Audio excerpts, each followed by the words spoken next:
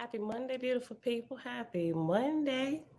It is June the 12th, 2023, day 54 of year 5 of reading through books, laws, and prophets. And of the 5-year consecutive day count, it is day 1433.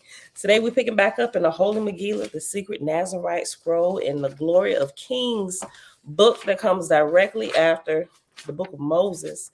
And then we're starting today on chapter 3, whose title is The Story of Samson and Delilah, including the miracle of Elijah, wherein he saved 450 pagan priests from the Aaronites. I'm interested in seeing how this story goes because I love the story about Elijah at the top of Mount Carmel with the whole showdown with the prophets of Baal. Like it said, the 450 prophets of Baal.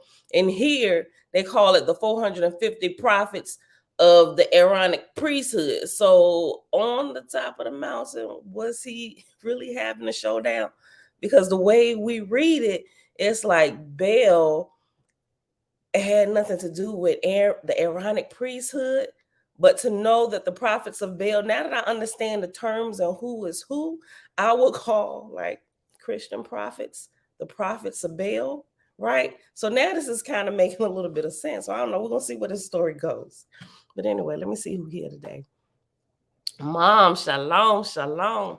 Kings and Queens Coaching Group, shalom. Audrey, hey girl, hey. Nazarene is saying what's going on, family. Avia, greetings, sis. Drayson, righteous, shalom. Tabitha, shalom, sis. Elijah, peace and blessings, fam. Tanya Bumberry, sis, is always good to see you here. Derek, shalom. Donnie is in the house. People are already here hanging out in the background. Happy Monday. All right, y'all. Let's get this story started. Today, I still didn't post my picture, y'all. Y'all was here yesterday.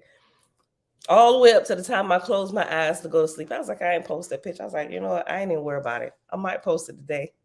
Look, by the time I went to bed last night, I had completely calmed down. Even my son, he was like, Mom, show me the picture. I'm like, nope, not showing you the picture. And so finally, Jay's like, baby, just showing a picture. And he looked at it. He was like,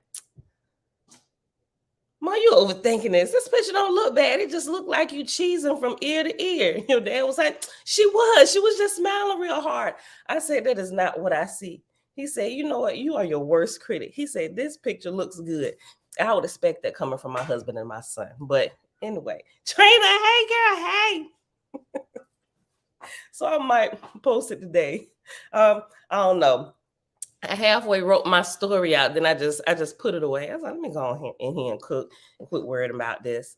So I don't know. I might post it today, y'all. But anyway, I'm done. I'm done with the whole situation.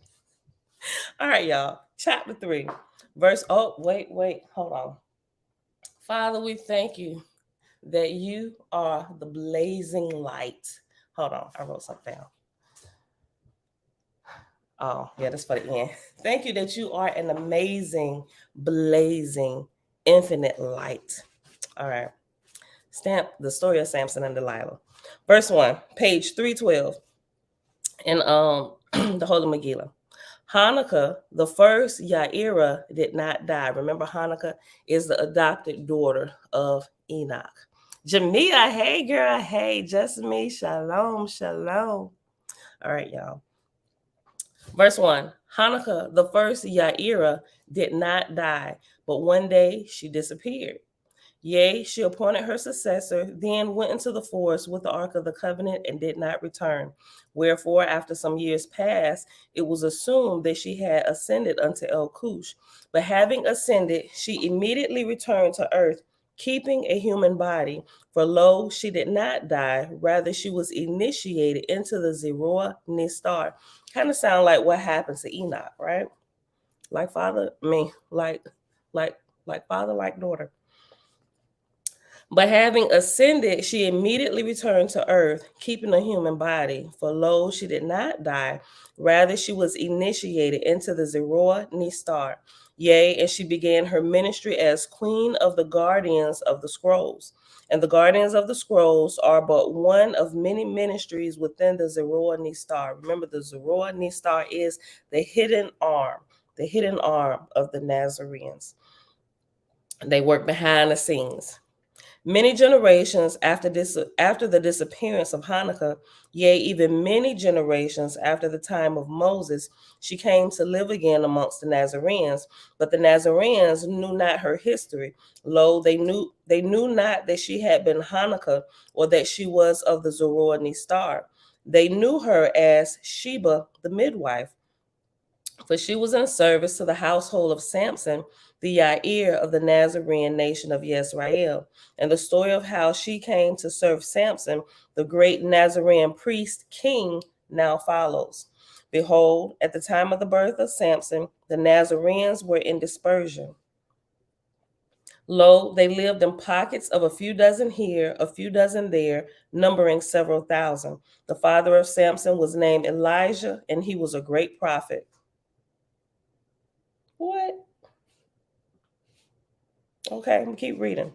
The father of Samson was named Elijah, and he was a great prophet. Yea, he was of the kingly line of Abraham through Noah, and served as Jair. And the mother of Samson was named Elisheba. Elisheba. And after Elisheba is reference number 1. At the bottom of page 313, reference number 1 says, the Hebrew name Elisheba literally means Elohim of the seven, but figuratively means Elohim of the covenant. The figurative meaning comes from the fact that the Sheba portion of Elisheba means 7, and 7 is considered the number of completeness or fullness, and so came to be used in conjunction with the fulfillment of oaths and covenants. When Elisheba was translated into Greek and then into English, it came to us as Elizabeth. Interesting. My grandmother's middle name was Elizabeth, and my great-grandmother's name was Elizabeth. Interesting. Okay. And the mother of Samson was named, I keep messing this name up, Elisheba. Lo, Elijah and Elisheba lived on Mount Carmel in a small kibbutza of 14 families. For as long as their numbers were not too many in any one place, the worldly powers overlooked them. And on this mount was a cave in which Elijah often meditated. For behold, Elijah was a prophet, and many of his revelations came to him in that cave. Get the water.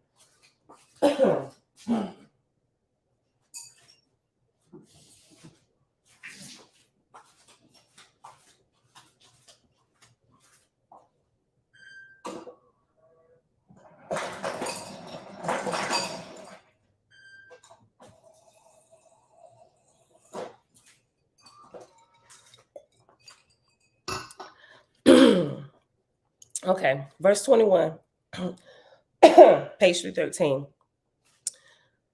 And on this mount was a cave in which Elijah often meditated. For behold, Elijah was a prophet, and many of his revelations came to him in that cave. Wherefore he named the cave of illumination.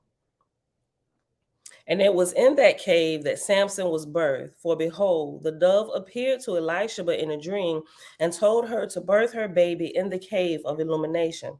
Elijah and Elisheba were pleased to have a child. They took great care of their baby, and as he grew, taught him of the way. And they taught him things of the Nazarene priesthood, for it was the hope of Elijah and Elisheba that their son would serve Yisrael as a priest. For behold, Samson was not only of a long line of priests and priestesses, but was of the Nazarene royal bloodline of Abraham through Noah.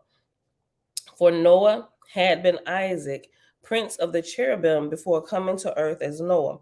And Abraham and Sarah had come to earth to birth his body. And all of the descendants of Noah had been held in great esteem by the Nazarenes. And so their bloodline was called royal. Even so, Nazarenes know that it is a spiritual character of a man or woman that makes them kingly or queenly, not their bloodline or ancestry. Let me read that again. I don't disagree with this. Even so, the Nazarenes know that it is the spiritual character of a man or a woman that makes them kingly or queenly, not their bloodline or ancestry. Nevertheless, it was precisely because the bloodline of Noah had long been associated with men and women of great spiritual character that the bloodline was venerated. Through the centuries, so many spiritual heroes had emerged from that bloodline as to cause the Nazarenes to believe that it was no mere coincidence. Yea, it was the belief declared by many Nazarene prophets that the bloodline of Abraham and Sarah was blessed.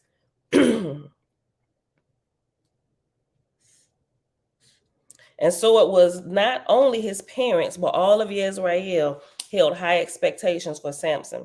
And as a young boy, he did not disappoint. He was the brightest of all the children of the kibbutz. Not only did he learn to write and speak many languages while very young, but also he excelled at the sacred geometry of the Egyptians. For his teacher was his father, Elijah. And Elijah told him, what is called the sacred geometry of the Egyptians was first taught to them by the Nazarenes.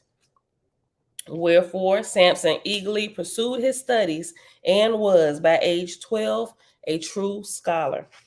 But not only was Samson intelligent, behold, he was deeply spiritual.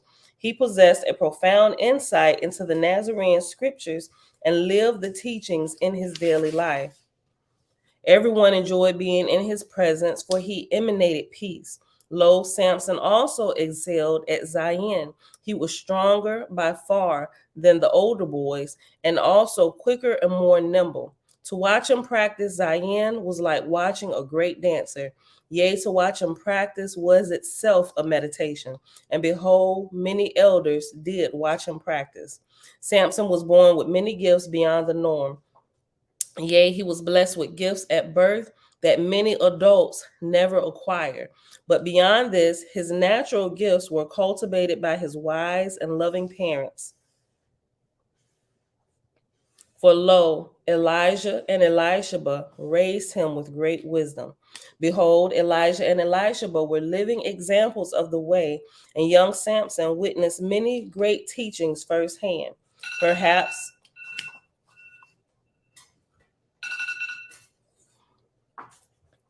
verse 57, page 314. Perhaps the greatest teaching Samson witnessed was the time Elijah saved the lives of 450 pagan priests. And that story is as follows.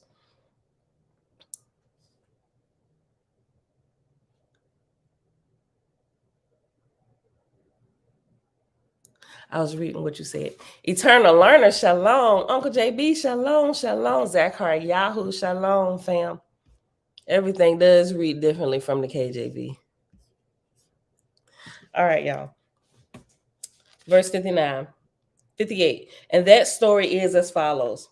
At this time, the high priest of the Aaronite Jews was named Elisha. Oh my goodness. How they mix up? I'm going to keep reading.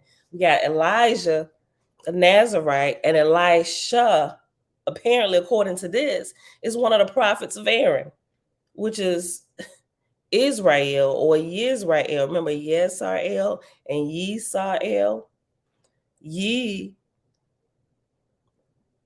The righteous prophets, or those who live righteously, and is, or Yisrael, those who live unrighteously, right? According to the laws of love of the Creator. Okay. And that story is as follows. At this time, the high priest of the Aaronite Jews was named Elisha. Lo, Elisha had begun a campaign to slaughter the priests of other religions, for a demon masquerading as God whispered in his ear.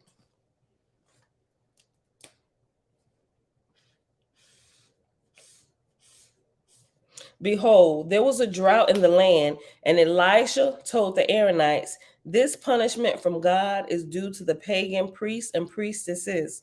Because we let them live in our land, God sends no rain. Wherefore, we must kill them, even the Nazarenes. Wherefore, Aaronite soldiers swept through the land, capturing the priests and priestesses of other religions, yea, many women that they deemed witches.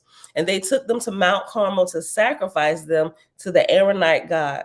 Now Elijah, in meditation in his cave on Mount Carmel, saw in a vision that the Aaronites were searching for him. He knew he could flee and escape, but he did not. For behold, he saw in a dream what he must do.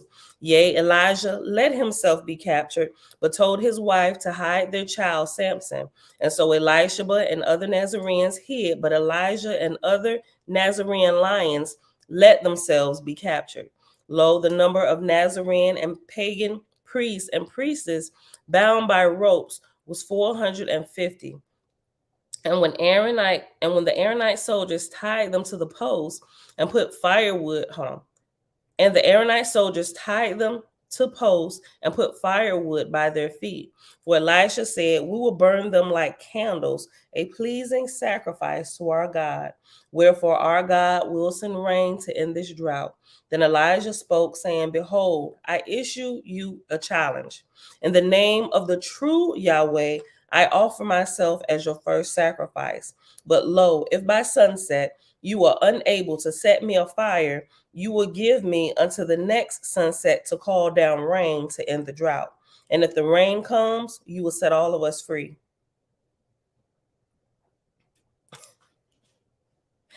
Elijah laughed, saying, I accept your challenge for one reason. It is now morning, and it will be easy to set you afire before sunset. When you call upon your God to save you from the flames, you will certainly fail. And that will prove to every witness that your God is weak and my God is powerful. Wherefore, I accept your challenge. For both your name and mine declare allegiance to God, but my God is the Most High. Then Elisha instructed his soldiers to set fire to the wood beneath the feet of Elijah.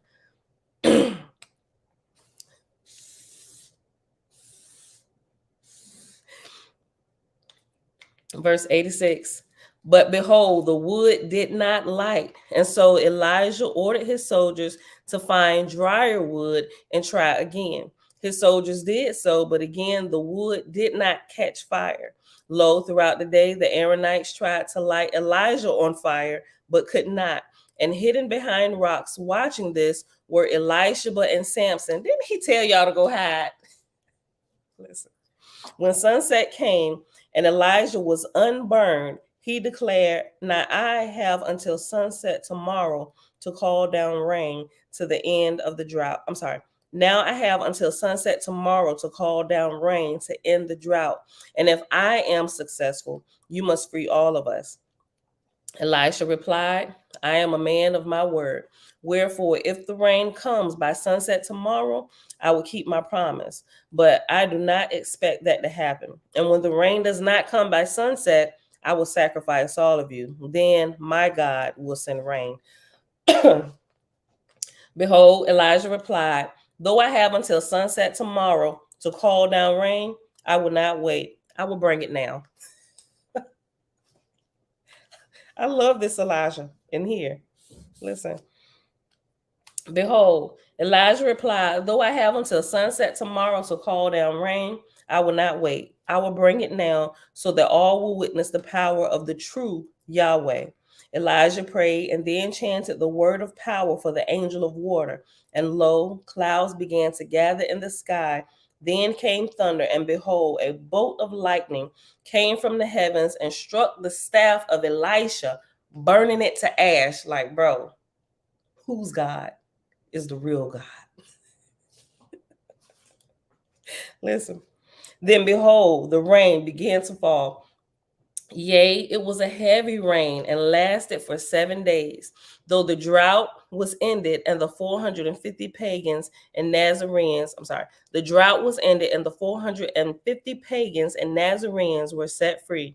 Yea, young Samson witnessed many great teachings such as this, for his parents lived the Essene way. And with such teachings and great nurturing, Samson developed into a fine young man. None had ever seen one so smart, so spiritual, and so strong.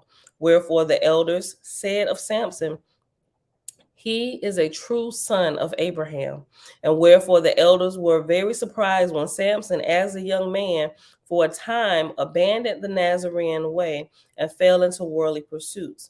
And the story of the fall of Samson now follows. We're on verse 111, page 315.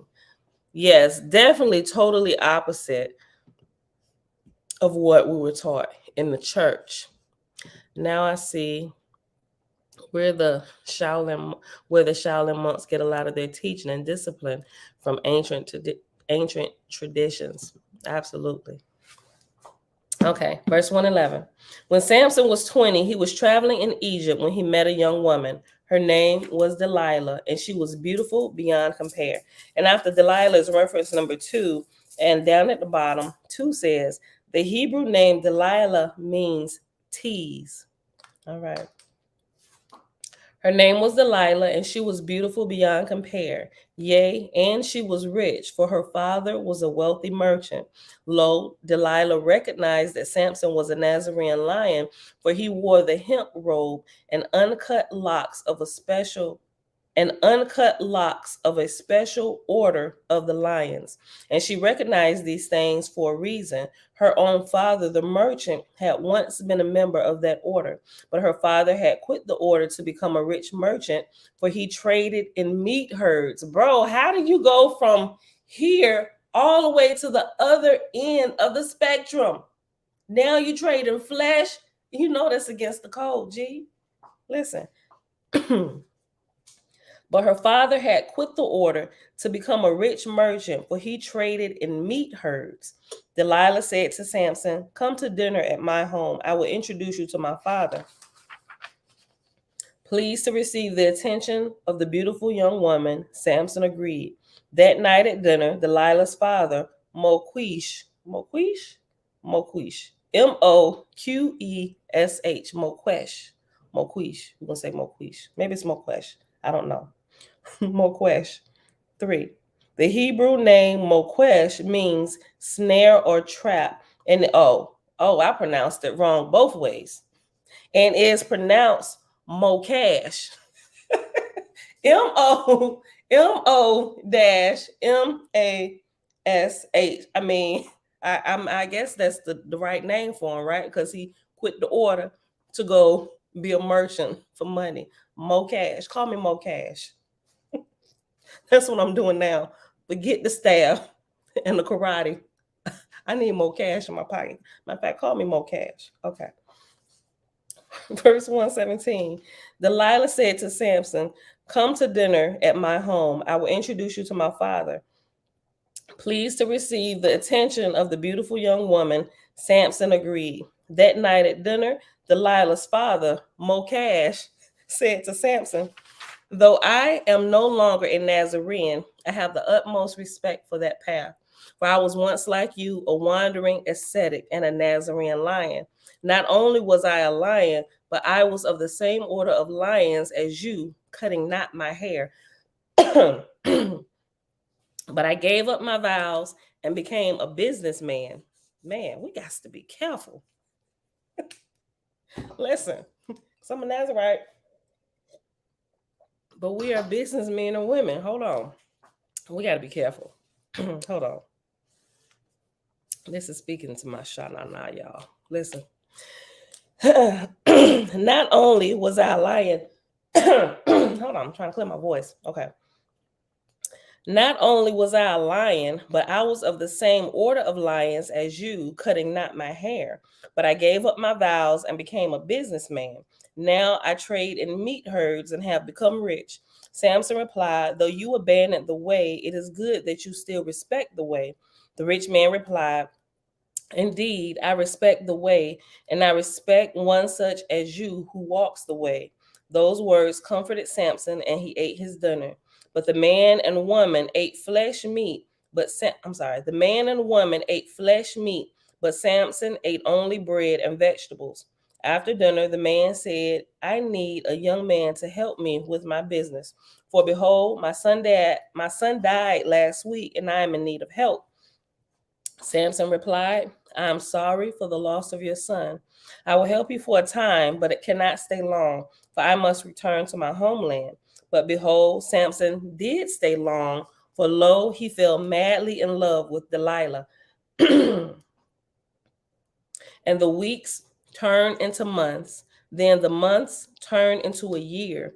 And still the young lion served the rich man. After a year, Samson's parents began to send messages with letters in search of their son. But as soon as the messengers came close to discovering his whereabouts, they were killed. For behold, certain persons did not wish Samson's whereabouts to be discovered. And when Samson sent messages home, the messages did not go far. For the messengers worked for Mokash, and he ordered them to destroy the messages. Yes, the months had turned into a year. At first, Samson would have nothing to do with the meat herd, helping in other ways. But one day, Mokash pretended to hurt his back and said to Samson, "Take my herd to the market, as I am injured." Samson said, "I do not want to do that. It is against my beliefs." Delilah said, "Samson, you will simply be doing what my father would have done. Not a single animal would die that would not have died anyway. It is good that you have compassion for the animals, but you have no compassion for my father. He is injured and needs your help." Oh boy, I tell you. So it was that Samson took the animals to the market. He sold the animals for a good price and gave the money to Delilah's father. The man said, "I need you to attend several business meetings in my place. You will be dealing with very wealthy men. Their hair is well groomed and they wear fine clothes. You must cut your locks and wear the beautiful clothes that I provide." I was like, "No, G, we are sorry. That is where I draw the line. I done sold your flocks, and I know they're gonna kill them and eat them, but I'm not cutting my hair. You must cut your locks and wear the beautiful clothes that I provide. For lo, if you do not, these men will think you a peasant and will not deal with you." Samson said, "I will wear the clothes you provide, but I will not cut my locks. For lo, these locks are of the order of lions to which I belong." That night, Delilah came to Samson's bed. She made love to him and pretended to fall asleep in his arms. When she was sure he was asleep, she took a knife and cut off his 7 locks of hair.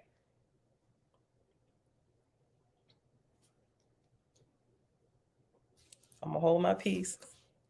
I was about to get in on her. For her father had told her to do this, saying, "We want Samson to stay and marry you, yea, and to make you pregnant. But lo, if he remains a Nazarene lion, he will leave and return to his people." When Samson awoke and saw what Delilah had done, he was angry. But Delilah told him she had done this from fear that he might leave her and that she could not live without him. Seeing that her actions came from love for him, Samson forgave her, though he was not pleased. He said, "Hair is only hair. I remain a lion in my heart." So it was that Samson shed his long dreadlocks and, wearing fine clothes, became a young businessman. He represented Delilah's father in many business dealings. He was very successful, for behold, he was strong and handsome and exceedingly likable. I remember I remember the first time I cut my locks. It was because of this is interesting, right? It was because at that time, like with different people we were dealing with in our business and talking to certain people, it was like, well, they kind of perceive people with locks here in the business realm, like, they have preconceived notions about you, right? So the picture that I have like on our business page is like all my business stuff is with me like without my locks, right? And I love short haircuts anyway, even though I love the short locks. But I did listening to that. How about I cut my locks and I permed my hair, y'all.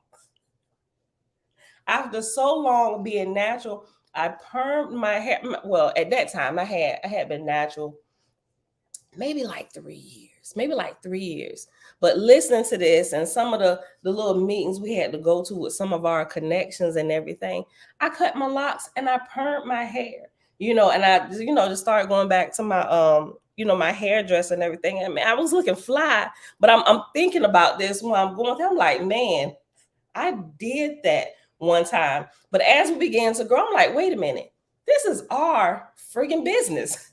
I'm like, we shouldn't, like, if they don't want to do business with us, and this is kind of about the time when a lot of the stuff was making mainstream news about kids in high schools, and one kid not being able to go to prom because he had locks and stuff, and it was like all this big mess. I was like, yo, I feel y'all. I was like, this is ridiculous. We shouldn't have to cut our hair to be accepted in the business world. And it was like, at this point, listen, my whole family was locks. The kids was already growing their locks. And even my husband, that's why he kept his close cut grown and all this stuff. But once we came to this realization, like, listen, if people, like, our character should speak well of us and how well we do our work, man, forget them. If they don't want to do business with us because we got locks, then you're not the right people to be doing business with at all. So now it's like, people, especially my husband, y'all see his locks now. If y'all see some of the older pictures, he like, hair. What? No, absolutely not. We ain't gonna get business like that. You know, we can't be going out here looking like this.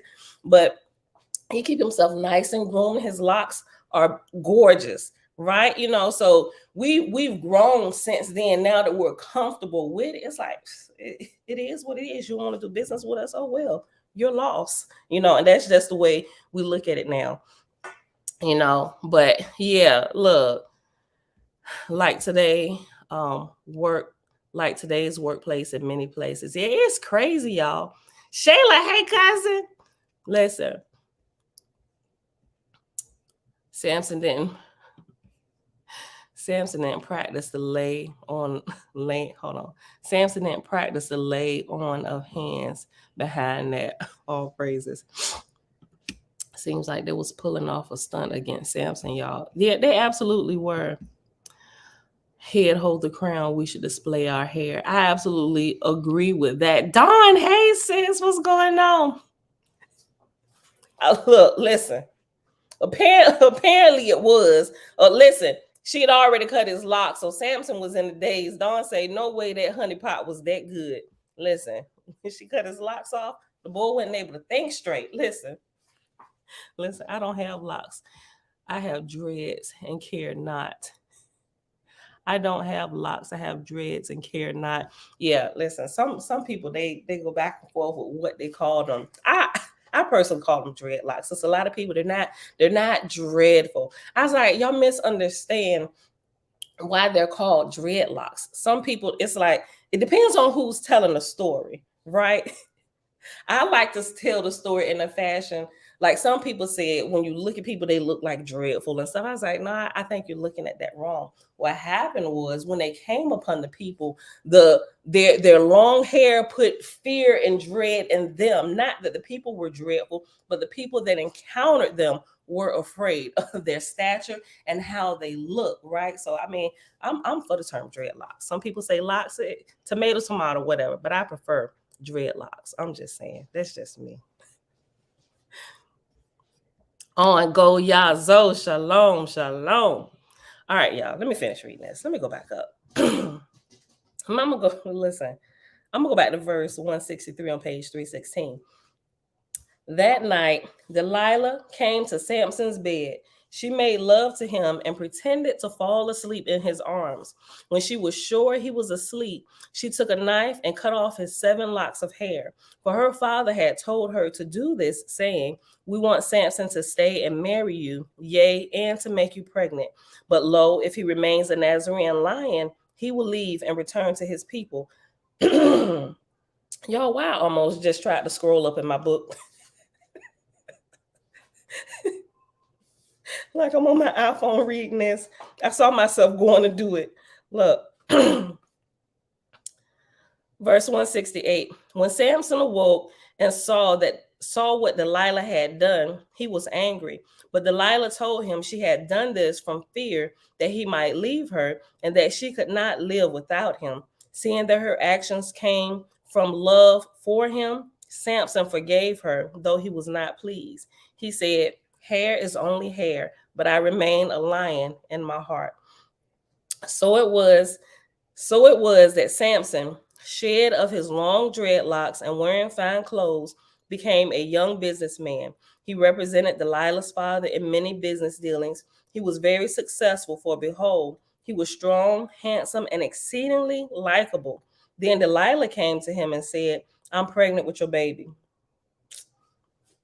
Let me keep going. I was about to say something. Then Delilah came to him and said, I'm pregnant with your baby. You must marry me or I will be shamed.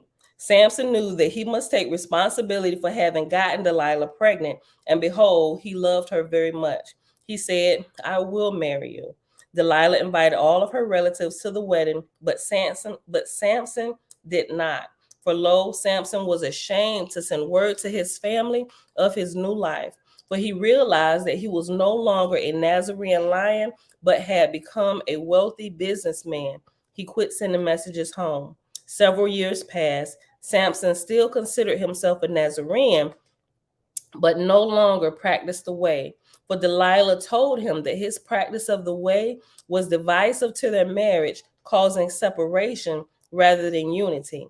Delilah's father had passed away just before the birth of her baby, and Samson ran the family business. He still ate no meat himself, but he sold meat animals to be butchered by others.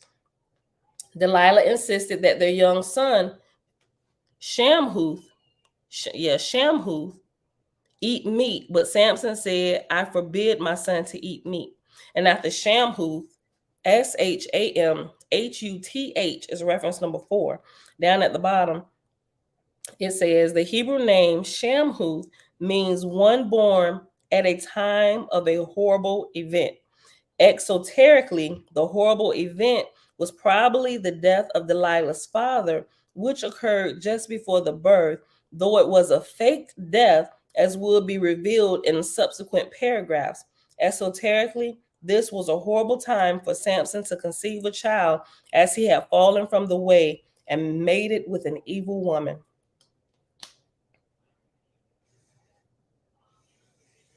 Go back up, verse 189.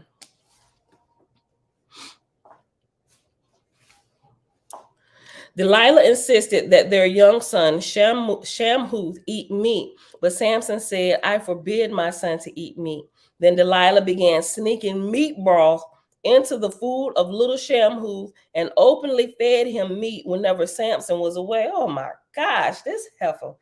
When Shamhuth informed his father of this, Samson said, I will put a stop to this. But 4-year-old Shamhuth cried, saying, I want meat, father. I like it. And mother says that you cannot force your religion on me. Samson relented. I will not force my child to abstain from meat, but I will eat no flesh. I have fallen from the way, but at least I have eaten no flesh. Lo, what he did not know was that from the beginning, oh my God, do you listen to what this woman did? Look, see, let me not say that on live. Somebody might pull that snippet somewhere down the road. Hold up. I have fallen from the way, but at least I have eaten no flesh. Lo, what he did not know was that from the beginning, Delilah had tiny bits of meat and animal blood in the food that she prepared for Samson. For her father had told her to do so, and there was more to Delilah and more cash than met the eye. That night, Samson desired not to share the bed of Delilah. Instead, he walked in the forest. He felt great remorse for having abandoned the way. He desired repentance. After many hours of prayer, he walked home but slept outside on a pile of hay. In the morning, Delilah told him, I can see that I have made you sad, but tonight I will make it up to you. For behold, it is the anniversary of our wedding, and I shall take you to meet the high priest of my religion. For lo, you think I have no religion, but in truth, I practice a secret religion, and I make you this promise. If you attend this ritual tonight with me when the sun rises, if you ask me to quit my religion and become a Nazarene, I will do so. Hey, babe. You have my word.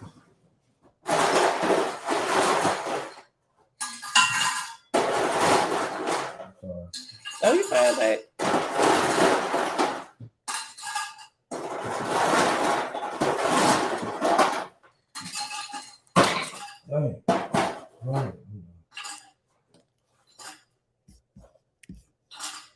Good question.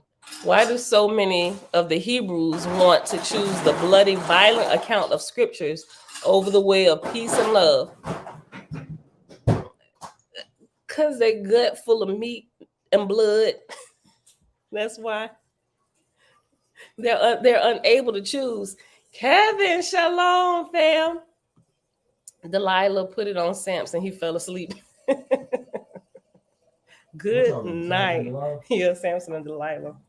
This account is way different from the account we read in the Bible. Really? Mm-hmm.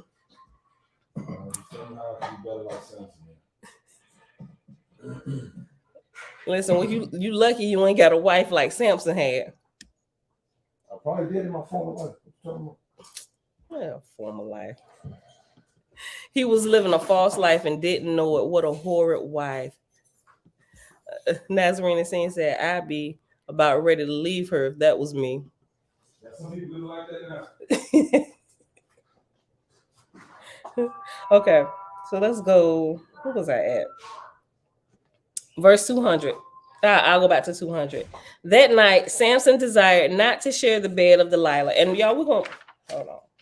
I was about to say we're going to finish after we finish this chapter.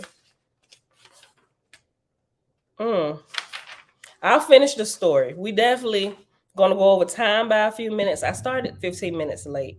But this has 385 verses, y'all, and we're only on 200. So I'm going to just finish the chapter, and then we're going to stop. So just in case y'all got to go a fade to the background, we're just going to finish up the chapter, and we're going to roll out. On page 318, verse 200. That night, Samson desired not to share the bed of Delilah. Instead, he walked in the forest. He felt great remorse for having abandoned the way. He desired repentance. After many hours of prayer, he walked home but slept outside on a pile of hay. In the morning, Delilah told him, I can see that I've made you sad, but tonight I will make it up to you. For behold, it is the anniversary of our wedding.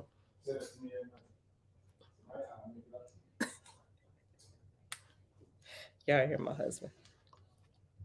For behold, it is the anniversary of our wedding, and I shall take you to meet the high priest of my religion. For lo, you think I have no religion, but in truth, I practice a secret religion. And I make you this promise. If you attend this ritual tonight with me, when the sun rises, if you ask me to quit my religion and become a Nazarene, I will do so. Don't you do secretly sound like a Christian? Listen. You have my word. Samson was amazed by her promise and readily agreed to attend the ritual. Delilah said, Shamhuth and I will go early, for only they who have been initiated into this religion may attend the first portion of the ritual. Man, what y'all doing up in there? You may attend the second portion. Samson asked, how then can Shamhuth attend the first portion? Delilah replied, without your knowledge, I have previously taken him there for initiation. But do not be angry, for I will hold my promise. If at the rising of the sun you ask me to abandon my religion and become a Nazarene, I will do so. And if I do so, so will Shamhuth. She then told Samson the location of the ritual and the time he should arrive. You should show it to me. You should make it up to me tonight. I'll make it up to you tonight, baby. All right. Say, tell the truth and show me the devil. All right. All right. I'll call you later on because you got to do some invoicing. Yep, I got it. You want to do that? You get off here? As soon as I get done. All right, just call me when you're done. All right, babe. All right, love you too. Okay. Verse 219. And if I do so, so will Shamhuth. She then told Samson the location of the ritual and the time he should arrive. Delilah left with Shamhuth to attend the early portion of the ritual. Samson was to wait 4 hours, then began his journey to the ritual. But a few minutes after Delilah departed, there was a knock at the door. Samson opened the door to find a woman looking deeply into his eyes. She was dressed in the manner of a Nazarene with a robe of hemp.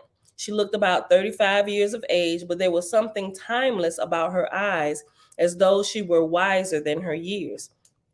The woman was Hanukkah, the queen of the guardians of the scrolls of the Zeror Nistar, who is also queen of the Ark of the Covenant, and queen of seven. Y'all remember yesterday what the queen of seven and the king of seven is, right? Is those who have gained mastery over themselves. They have unlocked all the scrolls, unlocked all the chakras within themselves. And they're in complete union with the creator, the king or the queen of seven.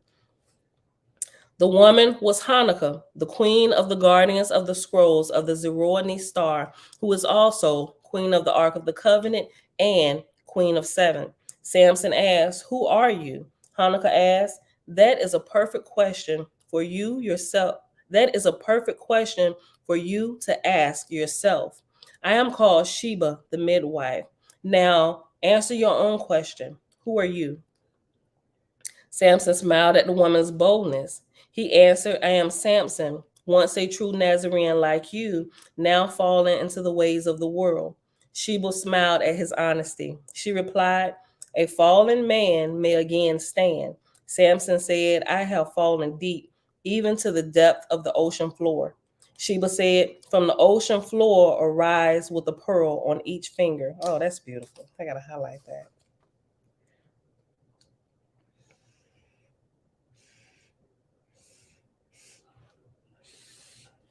Samson said, "I have fallen deep, even to the depth of the ocean floor." Sheba said, "From the ocean floor, arise with a pearl on each finger." Samson asked, "And what are the pearls, wise lady?" Sheba answered, "Lessons learned." That's good. Oh, that's good. "What are the pearls, wise lady?" Sheba answered, "Lessons learned." The question is, have you, Samson the Nazarene, learned the lesson of your fall? Samson answered, "I let myself be ensnared by the beauty of a woman." Sheba replied, "Beautiful women do not ensnare men. Men ensnare themselves." Sis, girl, you better tell it. You got to be a little bit stronger than that. If you know you ain't that strong, don't go around there trying to sniff her perfume, right? Because she going to entice you to taste some of her honey. And what man, right? A really strong man. I ain't going to say what man. Most men, if they haven't become the king of seven, most men is going to be like Pooh Bear. They're going to empty the honey pot. Listen, let me stop. But y'all know I'm telling the truth. Listen. Verse 241. Samson answered, "I let myself be ensnared by the beauty of a woman." Sheba replied, "Beautiful women do not ensnare men. Men ensnare themselves." Samson laughed and said, "You are right, wise one. I have indeed ensnared myself. But now I wish to step out the snare. Is it too late?" Sheba answered, "It is never too late to repent. And I received that saying from the lips of the lady long ago in another world when I, like you, had fallen. I stood up then as you can stand up now." That's good. "I stood up then as you can stand up now." Samson declared, "I choose to stand. I will step out of the snare of my own making." Sheba took Samson to a river and rebaptized him, saying, "You are born again. Your sins are forgiven. Now listen, for time is short. Though you stepped into a snare by making unwise choices, this snare was set by others. For behold, Mokash is a master trap setter, and Nazarenes are his favorite prey." Samson says, Mokash was like me, a fallen Nazarene lion." Sheba replied, "He was never a Nazarene lion." Okay, so I knew you couldn't just because I don't know. I mean, you fall, but like to completely go like all the way, like I'm just like, all right, let me finish the story. Listen. "Though you stepped into a snare by making unwise choices, this snare was set by others. For behold, Mokash is a master trap setter, and Nazarenes are his favorite prey." Samson said, Mokash was like me, a fallen Nazarene lion. Sheba replied, he was never a Nazarene lion. Rather, he is a hunter of Nazarene lions. Samson said, but he told me he had been not only a Nazarene lion, but of the same order as myself. Sheba said, Mokash is not only a master trap setter, he is a master liar. Lo, many years ago, he attempted to infiltrate your order, but he was found to be an agent of the order of Lucifer and did not gain admittance. For that religion is our ancient nemesis. And serves Satan. Though few in numbers, they meet in secret and plot evil schemes. Yea, they hope to secretly influence the world that they may bring to pass conditions whereby they may again rule. Hold on, y'all.